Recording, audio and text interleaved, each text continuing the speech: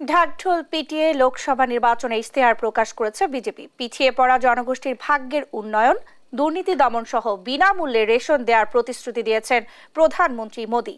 তবে একে বিজেপির মিথ্যার ফুলঝুরি আখ্যা দিয়েছে ভারতের সবচেয়ে পুরনো রাজনৈতিক দল কংগ্রেস।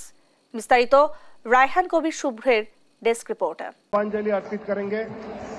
বাংলা নববর্ষের প্রথম দিনে লোকসভা নির্বাচনের ইশতেহার ঘোষণা করে চমক দেখালো বিজেপি। রোববার দলটির রাজনৈতিক কার্যালয় থেকে ইশতেহারপত্র পড়ে শোনান প্রধানমন্ত্রী নরেন্দ্র মোদী। বিজেপির প্রতিশ্রুতিতে আলাদা করে গুরুত্ব পেয়েছে নারী ও কৃষকদের এগিয়ে নেওয়ার কথা।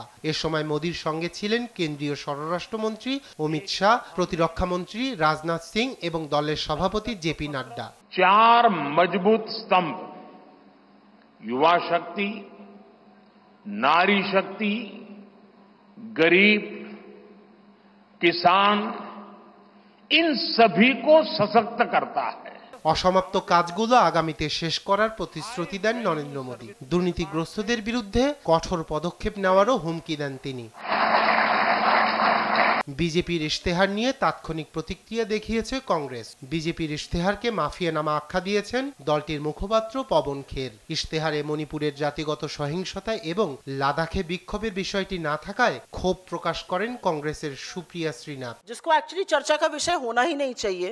পহেলা বৈশাখে ইশতেহার ঘোষণার পিছনে বিজেপির কোনো রাজনৈতিক চাল আছে কিনা এ নিয়ে চলছে রাজনৈতিক আলোচনা সমালোচনা। রায়হান কবির শুভ্র, নিউজ ডেস্ক, দেশ টিভি।